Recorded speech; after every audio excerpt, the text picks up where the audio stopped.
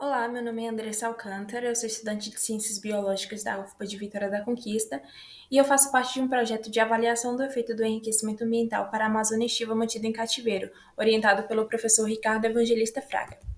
Bom, o tráfico de animais silvestres é uma das maiores atividades ilegais do mundo e está muito presente no Brasil, principalmente por sua grande diversidade de fauna.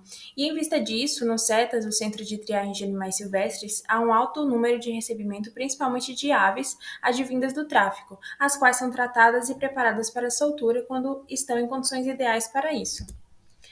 O Brasil ocupa a terceira posição em biodiversidade de aves, e isso reflete em 80% do tráfico de animais silvestres serem desse grupo, grande parte delas sendo da ordem Piscidaciforme, incluindo o papagaio verdadeiro, a Amazônia estiva, que é o papagaio mais requisitado por sua alta capacidade de vocalização.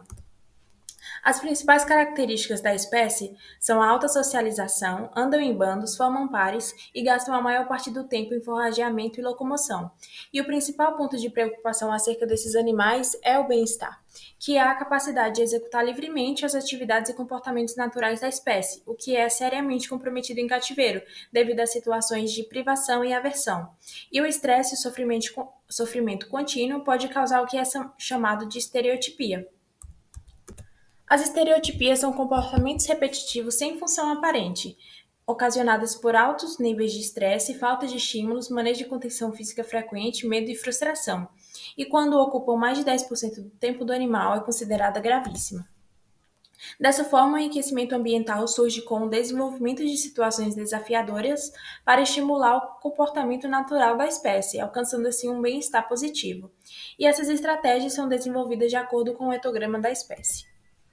Os tipos de enriquecimento ambiental são alimentar, sensorial, cognitivo, físico e social.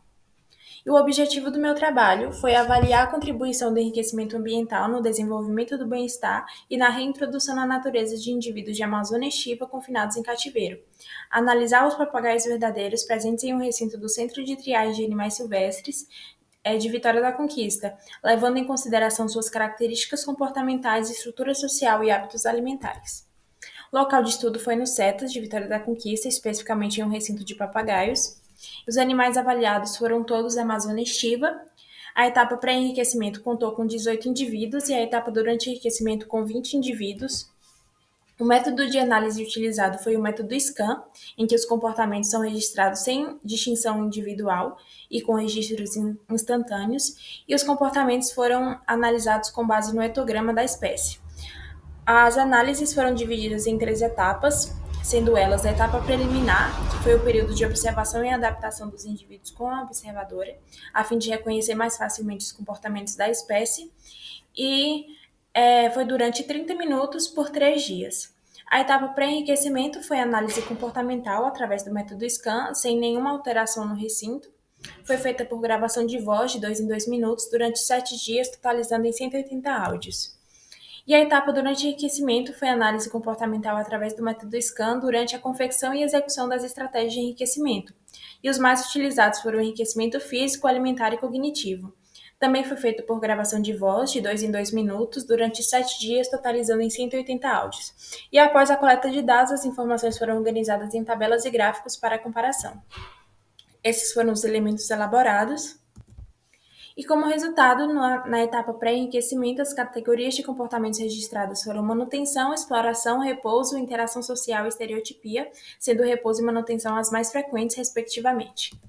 Na etapa durante enriquecimento, as categorias de comportamentos registradas foram manutenção, exploração, repouso, interação social e estereotipia, sendo exploração e repouso as mais frequentes, respectivamente. E a discussão na etapa pré-enriquecimento era esperado uma maior predominância dos comportamentos de manutenção e repouso, devido à monotonia e ao empobrecimento de interações no recinto, assim como foi o resultado. Já na etapa durante o enriquecimento, houve uma redução significativa dos comportamentos de manutenção e repouso, sendo substituídos em grande parte por comportamentos exploratórios. Houve também uma diminuição no número de comportamentos estereotipados, de 42 para 20, e, dessa forma, esses dados comprovam a eficácia de um programa de enriquecimento ambiental no desenvolvimento de um estado de bem-estar positivo e satisfatório, causando inúmeros benefícios para animais de cativeiro. Essas são as minhas referências e muito obrigada.